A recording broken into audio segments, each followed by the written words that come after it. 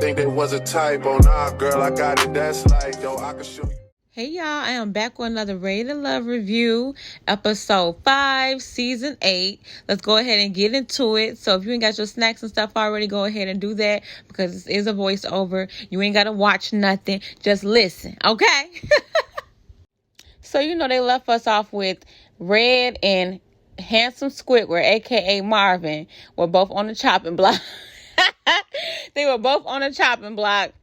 And finally, Red is sent home. It was time. He is straight Delulu. And this man, he think because what he does for a living, that means that he deserves to be on this show and all that goofy stuff. He even had the audacity to say that they weren't ready to love him. It wasn't the other way around. It was time. Goodbye. Good riddance. So this week, Tommy tells the singles that it's time for them to talk about their non-negotiables. And I honestly like that he told them to talk about that because I feel like the last seasons, they just was willy-nilly with everything. Like I didn't like how it was put together. But this season, I feel like it was well put together. So Herbert decides to go on a group date with Quentin, Janelle, and Kat. Him and Quentin are honestly feeling Janelle, and it seems like this is some real competition because even though Quentin got other, connections, it seems like Janelle might be the one for him at least.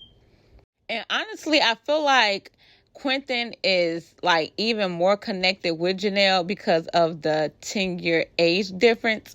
They say like when women date younger, the men just seem to be addicted. Not addicted, but to like, they are a little bit obsessed in like a good way.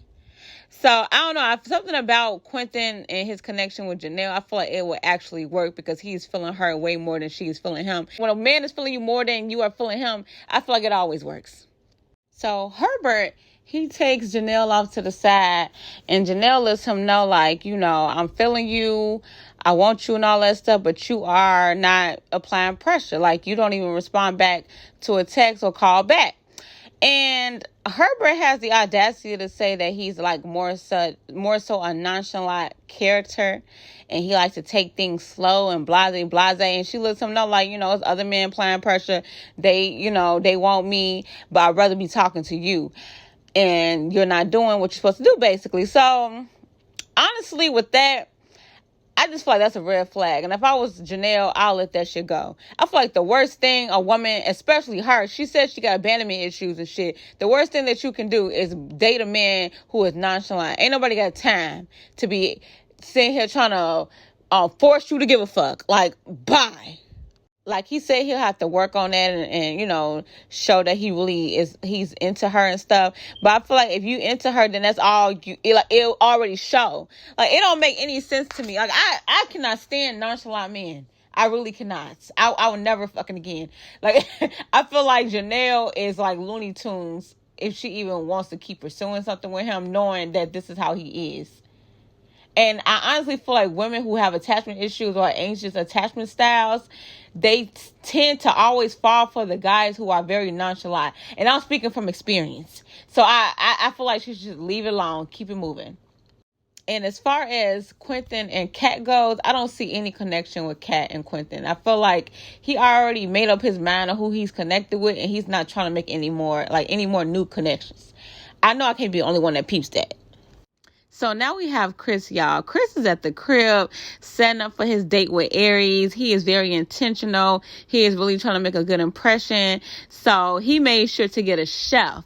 I know that's right. He went ahead and got a chef. He got his house looking all good, probably smelling all good. And I can appreciate a man who puts effort into his dates, okay? He put a lot of thought and effort into it, and I feel like she probably appreciated that as well. And Aries is a very gorgeous woman, by the way. I feel like she looks different every episode, though, but she is gorgeous, and I like how, excited he was to see her. So as their chef is preparing the meals, Chris lets Aries know that, hey, Tommy wants us to talk about our non-negotiables, and he lets her know, he ain't with all that baby mama, baby daddy drama stuff. And she lets him know that, me and my ex-husband, we divorced and everything, and she got that under wraps. So he ain't got to worry about no baby daddy drama, okay? But he also is very vulnerable with her and lets her know that, the reason why he's very into her as well is because her nurturing side and the way that she is with her children. And he started to tear up because he said his mother was very loving and stuff like that. And he saw that in her. And I thought that was a very sweet moment. And I feel like she could have, consoled him a little bit more. But I know it's awkward when people be crying. So I'm going to let that go. I'm going to let it slide, Aries. Okay. I feel like you could have gave him a hug or something. You just gave him a little pat on the leg. But... And then he lets her see this portrait that his friend had painted for him. And it was a picture of him and his mom. It was a very nice picture. And I thought that was like a really cute moment. So Marvin, a.k.a. Handsome Squidward, takes Unique on a date. It's a horseback riding date. They look cute. She enjoying herself. They having a lot of fun. And I don't know. Something about Marvin just kind of just rubs me the wrong way in this scene. Because I feel like, yeah, you can have like your wants and stuff from like a woman that you're dating or talking to.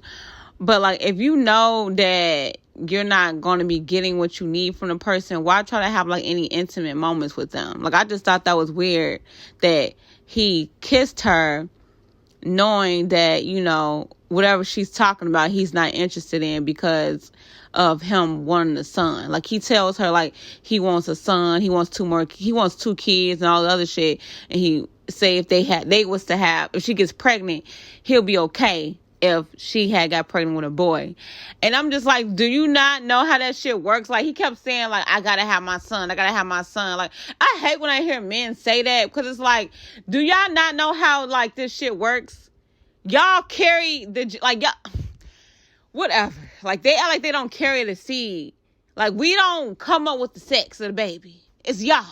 So I hate when men be like, I gotta have my boy. Like that's not how that works. Like that's so weird to me.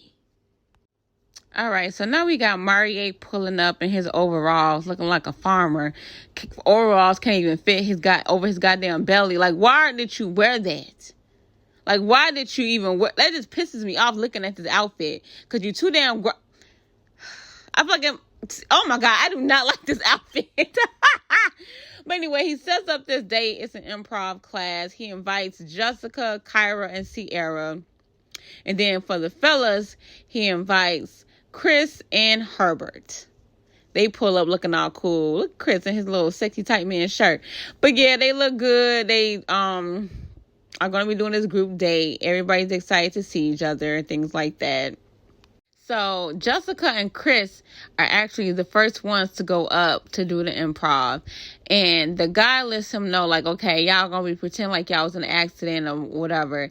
And immediately, Jessica already blaming Chris for something that didn't even happen. I'm like, oh, okay, girl. So you one of the people that think they always right. Gotcha. But I feel like Chris handled her so well. He was like, it seemed like he's like a de-escalator. That's the vibes that I got from him. I feel like he handled it very well. So Herbert and Sierra go up next. And Sierra looked real cute in this scene. I like her hair. The wig was actually laid. I honestly like this look on her. But anyway, so they go up next. And I love the chemistry that they have. And like how they just kind of bounced off each other. It went really well. And I feel like Sierra has like a very good personality. And they are both on the same page. They both want kids. They want it expeditiously. So I feel like Sierra and Herbert, I can see them being a little thing, but at the same time, I don't know, because Herbert kind of turned me off with that whole nonchalant BS. Like, I just feel like that ain't good for no woman unless she's a nonchalant woman herself. So I don't know about that, but we'll see. So Marie and Kyra go up last. I forgot what their session was even about, but he tells Kyra that he wants somebody, his non-negotiable. He wants somebody basically who's like health conscious. And she says, are you healthy? And I was thinking the same damn thing because it's the audacity for me. This man gonna say something, yeah, very healthy, very healthy. Some parts of the body, the fat, you can't lose it. Like, dude, you ain't even try. And I can tell you ain't try. Like, I don't know, that part when he said that was like, you got a lot of nerve. You got a lot of nerve. And towards the end of this damn episode, the audacity, I just can't believe it. I just cannot believe it.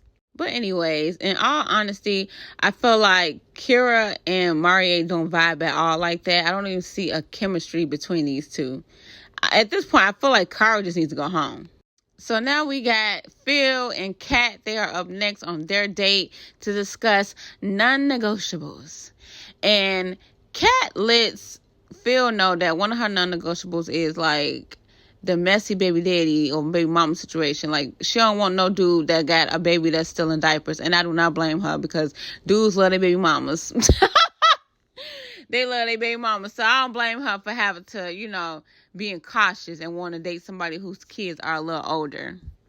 And they both discuss on how they aren't religious anymore, and they both are just spiritual. And I feel like that's very good. That's a good thing to have in common, because I feel like that whole religious thing, it can go straight left if y'all do not agree on the same thing.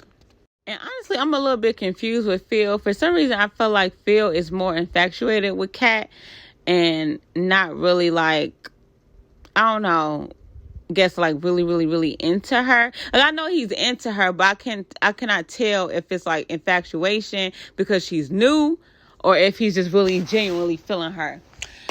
But I guess we'll keep watching to see. So on to the next. Quentin invites Unique and Kira on a group date. He takes them to this boxing class so they can get some boxing lessons. And honestly, I can tell that the producers probably told him to like set this up, because he don't even seem like he's interested in any of these ladies. But, whatever. But while they're on this date, him and Unique get to, have a little one-on-one time together. And she tells him about her healing journey and her ex-husband and things like that. And you could tell that she is still healing. And I'm not saying that you cannot like date because you're healing, but I feel like she still has some healing to do, because even like when she talks about it, I can still see that she's in pain. So I feel like she should take this time out to just, love on herself a little bit more. So Kira comes back from the bathroom, wink, wink, because y'all know producers told her ass to leave so they can have a one-on-one. But Kira comes back, and her and Quentin get a chance to talk one-on-one, and she lets him know, like, she thought that he just dated white women. She asked him, like, what's his preference and stuff. And he said, like, he loves black women. And he's dated Mexican women before, but his preference is black women. And he's honestly, he's offended. Like, he took that like, wait, what? Like, he did not like that at all. It turned him completely off. Like, she doesn't even notice that he's turned off by what she just said. And she just keeps on talking, making everything worse. This girl said, well, most of my friends are white, so I feel like I can say that. Like, girl, what? And honestly, I can tell that all of this girl's friends is white. Like, I can tell that she grew up around a lot of white people. She just don't act like a black person that been around a lot of black people. I'm just saying that. She act like a black girl that's been around a lot of white people. And, like, her self-awareness and everything is just completely off to me. And while she over there trying to prejudge him, girl, you give off the vibes that you only date white men. Like, I can't even picture her with a black man. And it has nothing to do because she's so proper or anything like that, because there's a million of black women who are super proper and things like that. But, like, just your energy and your vibe. Your vibe is, she don't even have good energy to me. She just standoffish and just always looking around like she's prejudging people. So, like, girl, I don't know about that. Even her saying, like, I just really can't with this girl. So the fellas meet up in the men's lounge, because you already know what time it is. They got to discuss who they not feeling, how their dates went, and things like that. And so far, it seems like the top choices are Janelle. And, yeah, Janelle's at the top of everybody's damn list, it seems like. Janelle and Lee. Fellas are not feeling Kira and Unique. And honestly, I don't blame any of these fellas. I don't think Unique is like a bad woman, like a girl or anything like that. But I just feel like she still needs to heal, and she needs to go back home to love on herself. I don't think she needs to be looking for no man, to be honest with you. She just seems like she's still in pain to me. And Kira is just annoying. I just feel like she's not connecting with anybody for real on this show. There's no chemistry with anybody. So I think it's time. It's time. And now the fellas got to get up and make this hard decision to let these ladies know that, one of them have to go home. All right, so Marie meets up with Kira, and Marvin aka Handsome Squidward, meets up with Unique. So Handsome Squidward lets Unique know that she is the one who is going home and she is not ready to love. But honestly, I feel like Kira should have went home. I feel like Kira should have been sent home. I did not like the stuff that she was saying at the goddamn table. And another thing, too, that kind of pissed me off. Marie was talking all this health conscious BS, but had the audacity to be sitting there distracted by his burger while he's talking to Kira and letting her know what was going on. Like, how are you trying to tell this girl? Like, you were sitting here telling this girl about what the fellas was saying and how, you know, she is ready to love, so she gets to stay. But you were so distracted by that goddamn burger talking, did they forget my cheese? Oh, it's just mustard. Like, this dude, like, I was like, the audacity. But anyway, you guys, that's the end of my review for Ready to Love Season 8, Episode 5. Comment below, tell me what you think. Let's talk about it. Don't forget to share and like. And also, do not forget to shop on my online t-shirt shop. It's shopletsgoboys.com, because what you gonna do is wear your personality across your chest when you rocking my tees. Okay? Deuces.